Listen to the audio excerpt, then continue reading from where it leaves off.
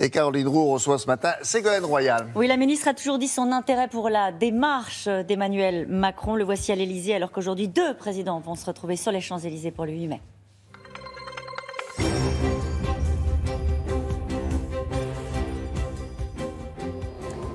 Bonjour Ségolène Royal. Bonjour. La France s'est choisi un président de 39 ans et demi qui a dynamité le système politique français. Est-ce que la France se réveille plus audacieuse, plus fringante ce matin ? Je le pense. D'ailleurs, c'est aussi un événement international. On vient de le voir dans les reportages que vous venez de faire un peu dans le monde entier. Et finalement, à un moment, je ne sais pas si vous vous souvenez, il y avait l'inquiétude d'avoir un enchaînement au fond de dominos qui tombent. C'est-à-dire qu'il y a eu l'élection de Trump, il y a eu le Brexit. Avant, il y avait eu le référendum raté de Matteo Renzi. Et là, on pensait qu'il y avait peut-être un risque de vote populiste qui allait enchaîner ces événements qui sont quand même très négatifs. Et ça n'est pas le cas. Donc on peut dire aussi que l'élection d'Emmanuel Macron, ça a stoppé au fond cette dégradation de l'ambiance et de la vie politique. Et c'est ça, je crois, qu'il faut reconnaître. C'est aussi un événement national, bien évidemment. Puis aussi, c'est aussi un événement local. Parce que, comme vous le dites, il y a une restructuration de la vie politique française.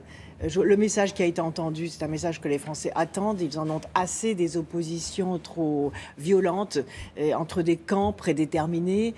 Ils en ont assez du sectarisme. Et au fond, cette recomposition politique, elle est également réussie. Je voudrais aussi également rendre hommage quand même aux leaders de la droite qui, sans hésiter, ont appelé à voter pour Emmanuel Macron. Non pas forcément pour adhérer à sa vision politique des choses, mais pour faire barrage à l'extrême droite. Donc ça, c'est la version optimiste, tout ce qui s'est bien passé dans cette élection. On va rappeler 11 millions de voix pour le Front National, un des plus hauts scores, le plus haut score du Front National.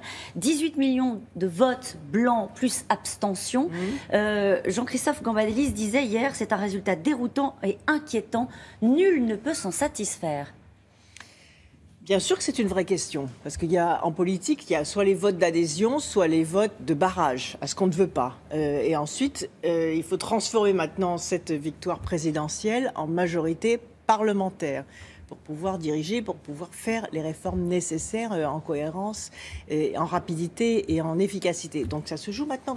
Aucune élection n'est gagnée à l'avance. Donc là, il y a quoi ? Il y a 5 semaines. C'est extrêmement court.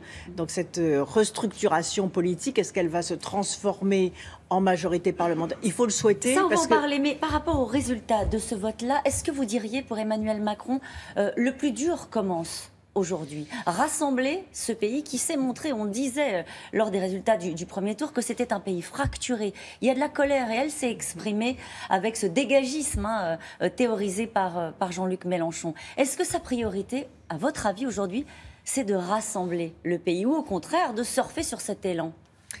Je crois que la priorité, c'est que la France saisisse toutes ses chances et recrée des activités, des emplois, de l'optimisme, de la volonté. C'est ça ce dont la France est capable. Et c'est ça aussi qu'Emmanuel Macron incarne. D'abord parce qu'il est extrêmement jeune. C'est vrai qu'un président de moins de 40 ans, c'est comme un signe formidable de confiance dans la nouvelle génération. Il y a un changement de génération. Et puis, il incarne aussi l'entreprise, il incarne la créativité, l'innovation. Donc c'est ça aussi son atout. Alors, est-ce qu'autour de cela, bien évidemment, les électeurs qui se sont abstenus, qui ont voté blanc, qui ont voté l'extrême droite, cette colère qui existe, qu'il ne faut pas ignorer, mais il ne faut pas non plus résumer toute la France dans la colère. Ça n'est pas exact. Je crois qu'il y a aussi une France qui a confiance, qui va de l'avant, qui comprend la mondialisation. Mais il y a une France... il y a les deux. Il y a une France défavorisée, qui a peur de la mondialisation, qui a peur de l'immigration, qui a peur du déclassement, qui a pont de la solitude, qui a peur de la perte d'identité.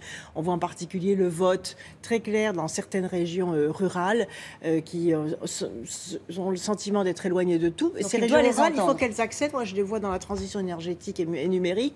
Elles ont le droit aussi d'accéder au meilleur de ce qui fait la modernité.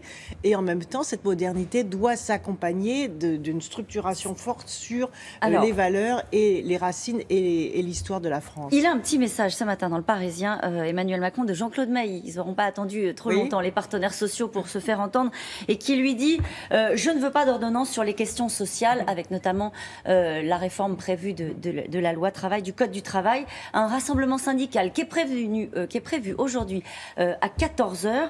Est-ce qu'il va devoir arrondir les angles, Emmanuel Macron? Quel conseil vous lui donneriez après avoir quand même été vous-même au plus près du pouvoir pendant 5 ans? On a vu que c'était violent, que c'était dur de réformer le pays. C'est plus un constat qu'un conseil. Le constat, c'est que la France a été bien secouée par la question de la réforme du Code du travail. Il y a eu le 49.3 qui a été quand même un traumatisme dans le pays. Et ce qui est clair, c'est que la méthode compte autant que le fond. Et ce que les Français ont voulu aussi exprimer, puis ça correspond aussi à l'exigence de l'époque, c'est le besoin de comprendre, c'est le besoin de démocratie, c'est la démocratie participative, c'est de participer et de décider les décisions qui vous concernent et pas de se les faire imposer brutalement. Je pense aussi qu'une des raisons du vote élevé du Front National, c'est que la France a été très brutalisée, notamment dans les réformes institutionnelles. Et je le vois dans le vote dans le milieu rural, dans les régions aussi qui sont près des frontières, parce que quand on fait à la fois la fusion des régions, la fusion des cantons, la fusion des communes, et ça de façon assez brutale. Alors il faut y aller tranquillement. Voilà ce qu'on. Je pense que là, on a besoin d'apaisement et de sérénité. Est-ce que le pays, est-ce que le pays doit lui donner une majorité de changement? C'est ce qu'il a réclamé hier, Emmanuel Macron. Il y a certains. Bien sûr, bien sûr. C'est la logique des institutions. Ça a toujours été le cas d'ailleurs. Un président de la République élu doit pouvoir s'appuyer sur une majorité parlementaire. Alors elle va être nouvelle. Elle va être recomposée, cette majorité parlementaire, par rapport justement à la fin des clivages droite-gauche et à l'écroulement des vieux appareils politiques, des partis politiques qui n'ont pas su se reconstituer, se rénover, etc. Il ne faut pas chercher à sauver les députés socialistes? Il faut des députés En Marche? Je pense que c'est bien plus profond qu'une question d'étiquette politique. Il faut des députés qui soutiennent et qui ont envie que le nouveau président de la République réussisse. Ce sont des choses aussi fermes et aussi simples que cela.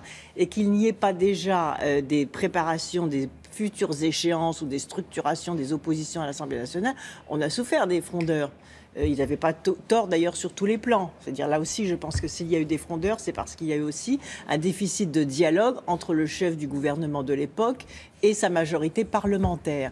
Donc il y a à la fois la démocratie locale, territoriale, l'appui sur les élus locaux et en même temps l'appui sur une majorité parlementaire qui doit être structurée, cohérente, engageante, dynamique. Est-ce que vous souhaitez l'aider, Emmanuel Macron, optimiste à votre place, dans votre rôle, qui ne sera, peut-être que vous allez nous en dire plus ce matin, mais est-ce que vous souhaitez l'aider à réussir ce que vous aviez d'ailleurs un peu entrepris aussi dans cette volonté de renouvellement en 2007? Et comment vous pourriez l'aider, Ségolène Royal? Écoutez, d'abord, je pense que le moment n'est pas venu de répondre à des questions personnelles, mais la réponse de fond à la question que vous posez, c'est que, bien évidemment, on a échappé à l'extrême droite, on a échappé à la droite dure.